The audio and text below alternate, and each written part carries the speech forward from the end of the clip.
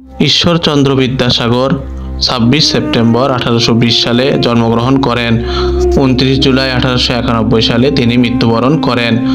ঊনবিংশ শতকের একজন বিশিষ্ট বাঙালি শিক্ষাবিদ, সমাজ সংস্কারক ও গদ্যকার তিনি। বর্তমান পশ্চিম মেদিনীপুর জেলার বীরসিংহ গ্রামে তিনি জন্মগ্রহণ করেন।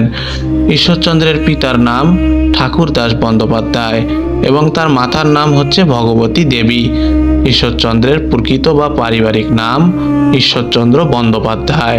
সংস্কৃত ভাষা ও সাহিত্যে অগাধ পাণ্ডিত্যের জন্য প্রথম জীবনেই তিনি বিদ্যাসাগর উপাধি লাভ করেন। তিনি স্বাক্ষর করতেন ঈশ্বরচন্দ্র শর্মা নামে। তিনি বিধবা বিবাহ, স্ত্রী শিক্ষার প্রচলন, বহুবিবাহ ও বাল্যবিবাহের মতো সামাজিক অভিশাপ দূরীকরণে অক্লান্ত সংগ্রাম আজও স্মরণীয় হয়ে আছে।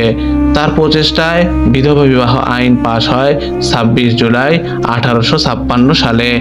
বাংলার নবজাগরণের এই পুরোধা ব্যক্তিত্ব দেশের আপামর জনসাধারণের কাছে পরিচিত ছিলেন দয়ার সাগর নামে। পশ্চিমবঙ্গের পশ্চিম মেদিনীপুরে তার স্মৃতি রক্ষায় স্থাপিত হয়েছে বিদ্যাসাগর বিশ্ববিদ্যালয়। কলকাতার আধুনিক স্থাপত্যের অন্যতম শ্রেষ্ঠ নিদর্শন বিদ্যাসাগর সেতু তারই নামে উৎসর্গকৃত।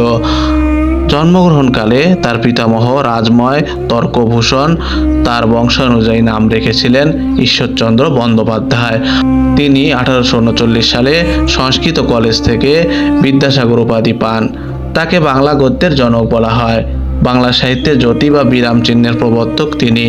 ১৮৪৭ সালে বিরাম চিহ্নের ব্যবহার শুরু করা হয়। ঈশ্বরচন্দ্র বিদ্যাসাগরের প্রধান সাহিত্যকর্মগুলোর মধ্যে রয়েছে শিক্ষামূলক গ্রন্থ বোধোদয়, বর্ণপরিচয়, কথামালা, আখ্যানমঞ্জুরি, শব্দমঞ্জুরি, ব্যাকরণ কৈমুদী, অনুবাদ গ্রন্থ হিন্দি থেকে বাংলায় বেতাল পঞ্চবিংশতি, সংস্কৃত থেকে বাংলায় শকুন্তলা, সীতার বনবাস, ইংরেজি থেকে বাংলা, বাংলার ইতিহাস, বোধোদয়, কথামালা, ভ্রান্তিবিলাস। মৌলিক গ্রন্থ প্রভাতী সম্ভাষণ, সংস্কৃত ভাষা ও সংস্কৃত সাহিত্য বিষয়ক প্রস্তাব, বিধবা বিবাহ প্রচলিত হওয়া উচিত কিনা এতদ বিষয়ক প্রস্তাব, বহুবিবাহ রহিত হওয়া উচিত কিনা এতদ বিষয়ক বিচার, অতি অল্প হইল আবার অতি অল্প হইল, ব্রজবিলাস, রত্ন পরীক্ষা, জীবনচরিত, আত্মজীবনী, বিদ্যাসাগর চরিত বা আত্মচরিত। বাংলা গদ্যে এটি প্রথম আত্মচরিত।